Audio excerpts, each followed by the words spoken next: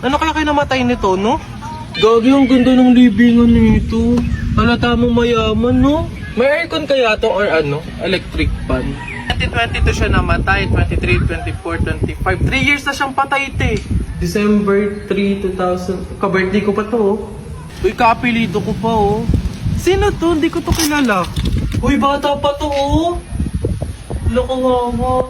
Uy, shucks! Ang ganda!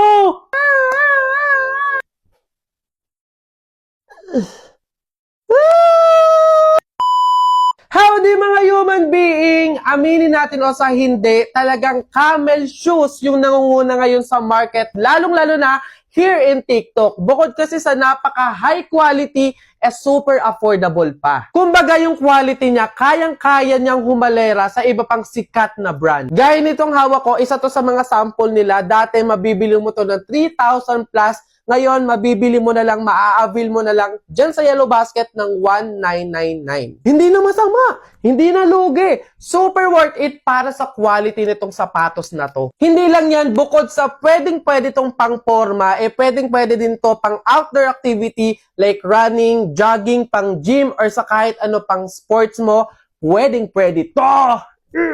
Magsuot ka man ng casual lang formal, fit na fit, kumbaga wala siyang hindi binabagayan, lahat pwedeng-pwede. Kaya lightweight siya, kaya dahilan para maging komportable suotin, magaan siyang suotin, hindi masakit sa paa. Ito yung pinakailalim ng sapatos or yung pinakaswelas niya, kitang-kita nyo makapal siya kaya hindi siya agad mapupudpod kahit magtatakbo ka pa, maglalakad ka pa ng mahaba. Ayun mga human being, wala ka ng ibang dapat gawin, wala ka na dapat iba pang sasabihin, kundi itry mo muna bago mo i-judge. Andyan na yan sa Yellow Basket, i-avail mo na, pinrovide ko na yan, get yours!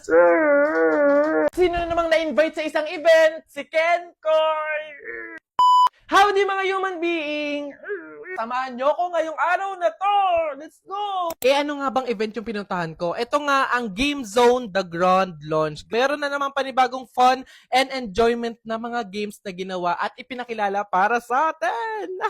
Sa event nga pala na to, meron silang iba't ibang klaseng booth na mga games kung saan eto yung mga pinaglalaro namin dito. Super fun and nakaka-enjoy talaga lalo na with the family and friends or kapag may extra kang time. Pumasok na kami sa Grand Ballroom kasi malapit na mag-start yung event. Excited na ako. I-comment nyo dyan kung sino yung first ever endorser ng Game Zone. Meet our President Sir Jasper Vicencio. Ang bait nyo ka mo, nilalapitin niya talaga yung mga table para i-greet. Ayun po, hello po Sir Jasper, pengin pera. Woo! Ito na ang new face at ang first ever endorser ng Game Zone, the one and only Vice. Ganda! Woo! Grabe, pagbigotin mo, pasabog. Dito is nagkaroon ng media interview at ng question and answer si Miss Vice Ganda and si Sir Jasper Vicencio about sa partnership ng Game Zone. Also, ano ba yung benefit and yung saya na may idulot ng Game Zone. Dito, ipinanood din sa amin ng newest commercial ng Game Zone. Ayun, so after event, umuwi akong happy kasi napakasaya ng experience na to at ng opportunity. At syempre, may nauwi pa tayong giveaway. Thank you, Game Zone! And congratulations! Di ba nga may episode 1 na ang Nessie commercial? May kakalabas lang ngayon na episode 2! Dahil nga demanding kayo, sagot ko na ang behind the scenes ninyo. Tara mga human beings, samahan nyo ako sa BTS ng episode 2 ng Nessie commercial! Kung talagang human being kayo na tutok sa mga ina-upload ko, makikita nyo doon yung behind the scene ng episode 1. So, eto yung kaduktong nun kasi meron naman kaming shoot kinaumagahan, kinabukasan ng episode 2. So, kaya nagstay na lang kami dito sa Manila at dito kami nag-check-in sa hotel na to. Nakakapagod naman talaga. Akala nyo ba ganun kadali mag-shoot? 15 to 30 seconds na ipi-play sa inyong lahat pero buong araw namin yung shoot. Gusto nyo ng room tour? O, eto, saglit lang. So, ayun nga, ang ganda nyo, doy talaga as in. Nakakalungkot lang kasi hindi namin siya nalubos. Hindi man lang kami nakapanood ng movie, nakapagbanlaw-banlaw, nakapagbabad sa bathtub. Kasi naman, imagine nyo, alas 12 na ng madaling araw kami naka-check-in. Tapos gigising kami ng 5 a.m. Literal na natulog lang talaga kami, day. Hindi na naman lang namin nalubos. Pero kasi alipin tayo ng salapi, nagtatrabaho tayo, so kailangan nating sumunod. Magandang umaga mga human being. Kahit naman talaga tinatamad siyang bumangon, kulang pa siya sa tulog at gusto pa niya magstay sa hotel ng 1 week. Eto yung masaya eh. Dito na lang kami bumawi. Hehe. So ayun, may free breakfast. After namin kumain dito, sinundo na ulit kami ng service. On the way. After an hour, andito na kami sa location. Day, ang ganda. Sana all. Ito kasi yung magiging bahay ng pamilya ni Davao Conyo sa episode 2. Dito naman is nakaready na yung makeup artist natin, yung wardrobe team. At ito yung magiging standby area namin the whole day. Actually, kanina pa sila nakasetup. Maaga kasi yung shoot ni Davao Conyo kasi ang dami niyang character sa episode 2. Kita nyo naman siguro sa commercial. Then, ayan, meron na kaming go signal. Kami naman yung inaayusan. Ganun pa din sa mga nauna namin commercial. No makeup look yung atake. Ang pinagkakaiba lang talaga is yung suot or yung wardrobe namin.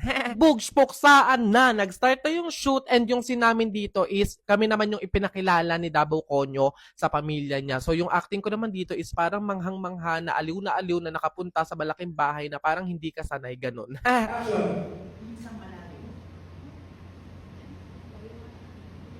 Sa scene din na to, may prop sila na binoculars and ako yung gagamit nun para makita ko yung pinsang malayo na tinutukoy ni Davao Conyo. Wala lang, share ko lang. Ang special, hello, ako lang yung gagamit. Eto si itself na literal na manghang-mangha na, hindi na siya acting kasi dahil talagang nag-enjoy siya sa binoculars kasi talagang nazo-zoom lahat, kitang-kita mo, kulang na lang pati kulangot ng mga tao. Sa mga curious, eto yung itsura namin sa monitor. Ay, hindi, may TV pala kayo, no? So alam niyo yung itsura. So again, wala nga kami masyadong lines dito sa episode 2. React lang kami sa pinapakilalang pamilya ni Davao Conyo. Ito nga yung shot ko na after sabihin ni Davao Conyo yung pinsang malayo sa pamilya niya, din tsaka ko ilalabas yung binoculars. Share ko lang, bakit ba? After ng mga ilang scenes na mga shots, ayan, pahinga time kasi lunch time na. Sabay-sabay kami kumain ng lunch, nagkwentuhan at nagrest. Then, back to work. Tawang-tawa daw yung ilan sa mga crew sa akin sa shot na to or sa scene na to kasi para daw akong timang talaga. As a first timer kasi yung atake ko dito, yung parang hindi siya sanay sa ganung kalaking bahay, may aircon, na mangha, aliw na hindi siya sanay sa malinis. Ayun, shot or scene pa din na pumasok na kami sa bahay ng pamilya ni Davao Conyo. Then ayun, react pa din, namamangha, ganun, first timer. Ano pa ba sasabihin ko? Nahahaba lang yung vlog na to. Then ayun, malapit nang matapos kasi gabi na niyan. Eh hindi ko alam, nagulat ako na meron pala kaming shot or meron kaming scene ni Davao Conyo. Eh alam niyo naman, I'm a fan kasi ang galing niya talaga bilang isang content creator. Tapos ngayon yung plot twist, makakatrabaho ko siya. FYI, ang bait niya, down to earth. Siya pa yung nag-a-approach, kaya talagang hiyang-hiya ko. Wala lang, ayun, isa lang sa pinakamasaya ko din talaga that time kasi ayun, chikahan lang kami kapag hindi rolling, tapos kasama mo pa yung mga mababait na makeup artist, mga crew, and yung idol mo, ganun. Basta yung scene dito is may kakambal si Davao Conyo na hawak nila ako pareha sa balikat na para akong inaakit, tapos ako diring-diri naman ganun. Ganito, 1002, 1003, 1004, and smile. Then ayun, pack up na, uwi na! Thank you for watching. Don't forget to watch my other video content and follow my other social media accounts. Send and receive good vibes! Congratulations, hotdog sandwich Elcana de la Cruz. Ipinakita mo ang galing mo. Masaya yung pag-inom ng Nesty. Tapos sa segment number... Howdy people! May project po tayo. Opo, tara, samahan nyo ako mag-work bilang content creator. Brand collaboration to with Nesty. Meron silang 12 hours na live stream sa TikTok and Facebook. And meron akong part doon or segment. Ako yung host. So yung segment ko dito is Food Fight segment, Handa Answers, and Karaoke-a-thon Round 2. So ayan mga people, bumili na ako ng mga materials, naggupit-gupit lang ako, nag-drawing lang ako, nag-explore ako ng kung ano-ano. Kasi dito sa food fight segment is kailangan namin ng food costumes. So yung napili kong food is hotdog sandwich tsaka egg. Kasi yun lang yung feeling ko na madaling gawin para sa low budget and very DIY talaga siya. Para naman sa magiging studio at yung table na paglalagay ng foods and drinks, ayan, nilagyan ko lang siya na white na tela. Tapos, kailangan daw ng Christmas decor. Kaya ayan, namili ako ng mga decoration ng color blue since Nesty. So, ayan yung naging itsura niya. Pwede naman, di ba? Ay. Hindi ko alam kung bakit ako naglagay ng tela sa bubong. Pero nakikita ko kasi yan sa birthday party. Iyan mo na, basta blue, okay na yun.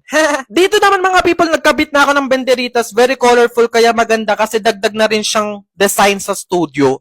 Next naman mga people, yung ating Christmas light. Ayan, panghiram ko lang yan sa lola ko. Medyo naiiyak ako kasi almost done eh. Patapos na halos eh. Tapos mga people, sinet up ko yung camera para tignan kung maganda and pasado naman.